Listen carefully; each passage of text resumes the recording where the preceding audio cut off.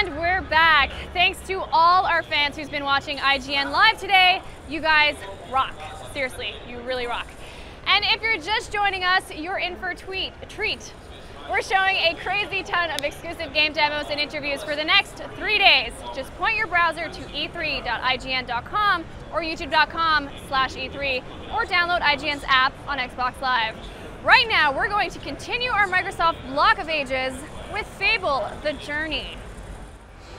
So what's up, everyone? I'm Anthony Gallegos. Joining me is Chris, who's an animator at Lionhead, as well as Gary, who's the creative director at Lionhead, and we're here to see Fable The Journey, which is the Connect entry in the Fable franchise. Takes place, what is it, 50 years after the events of Fable 3? Absolutely right, 50 years after the last Fable, and it's our first entry into the world of Albion using Connect. So what was it that you guys really wanted to make sure you did with the Connect? Like, what was it that you set out, like, how do you make a Connect Fable game?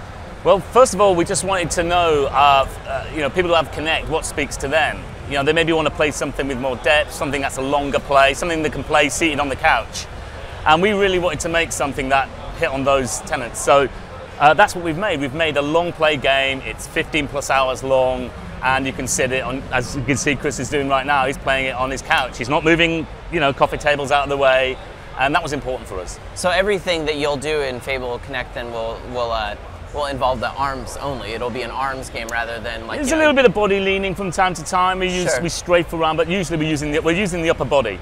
So and obviously, I wasn't sure. Did you guys ever experiment with having melee combat, or was it always like focusing on magic? Well, magic seemed much better through Connect, and what we didn't want to do was do anything that would have felt better on a controller. I didn't want us at any point wanting our controller back. So we've just looked at some devices, certain mechanics that work much better using Connect, and magic just feels right. Are there spells in this that people will recognize if they've been, following the Fable franchise for a long time? Yeah, absolutely. We have a shard spell, which we'll show you later in the demo, which is definitely part of the history of the previous Fable games. But as you can see, there's lots of very new ideas we're playing around with here. This is a kind of a force push spell, which allows you to throw this force push of energy, and if you hold your hand out, you can then manipulate creatures by ripping their arms off, their heads off. Here we are, Chris is playing with a Hollow Man, who is a character you'll recognize if you're a Fable fan from previous Fables.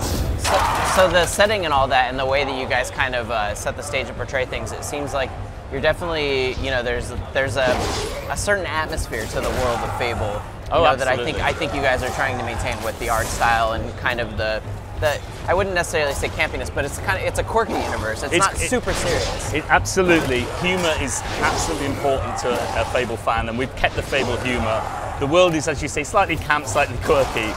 It's our take on a kind of a fantasy game. It's slightly mock fantasy, but we love the look of Albion, and we've built a world that I think a Fable fan will appreciate. Do you find that, are there any sort of challenges to telling a story from, this is a totally different perspective compared to your typical Fable games. We've always been third person. We've never been this in the body of this person. Well, that was a big change as well. We've put you in the world. We've put you in a first person perspective. It just felt natural to do that. Connect feels like you need to touch the world, so we put you in that first person perspective. And the challenges, well, they're just different challenges, and we're just trying to do something very different in this game. I mean, so right now the spells we're seeing, these are, I take it, this is some sort of a magic missile or... So as you can see, Chris is using both his hands. Now that's difficult to do with a controller. Right. So he's mixing up his spells. He's weaving here, he's even bending spells in the air. He's dual wielding. There he was, he just put his arm up and created a shield spell. So he's mixing 2 or 3 different spells using his hands. So the spell types are actually mapped to your different hands then? They are, and you can play with those gestures and morph them into different spells. You can also use your voice. It's difficult at E3 to turn the voice on. Sure. But all spells can be activated using the voice as well. So every spell has the option to be done through voice or gesture? Absolutely. We just let the player choose what they want to do. Can you give an example of how you would manipulate a spell with your hands, versus just casting it and forgetting it? Sure. So Chris has got a shield there, so he's pulled the shield off. Now this guy's pretty vulnerable. He's ripping an arm off again. Now if he just casts a spell to the left of this guy, then you can actually make the spell go behind him and bring it back. Try again. There you go. Hold him there and pull it back. There you go. Bam. He's brought the spell right around the back of the guy. Now you can't really do that with a controller. So people will just find their own flourishes in this game by just waving their arms and coming to find the magic that they like to play with. Going back to the idea of telling a story in a first person and that sure, sort I of missed thing. that bit out. It's just that, the other games, Fable for a lot of people always meant like being a part of this open or kind of open world and roaming around and doing these quests. Obviously, the story that you guys are telling is much more, like, I don't mean linear in a bad way, I just mean, but it is, no, it is like a very guided story. Absolutely. We felt it was really important to tell a story, and the story is the linear part. You play a character, and he's a very defined character. The story allows us to let you sometimes relax as well. You've just done some magic, you've just done some melee combat with your spells, and you just want to put your arms down and be told the story. So this is a Fable.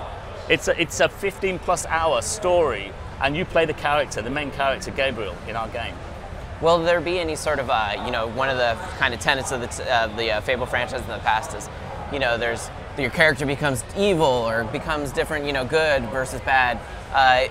Is there that sort of bit in this? Or? We have choices. We have many choices in this game, but we have a defined character. This is a young guy, and he's on this journey to become a hero.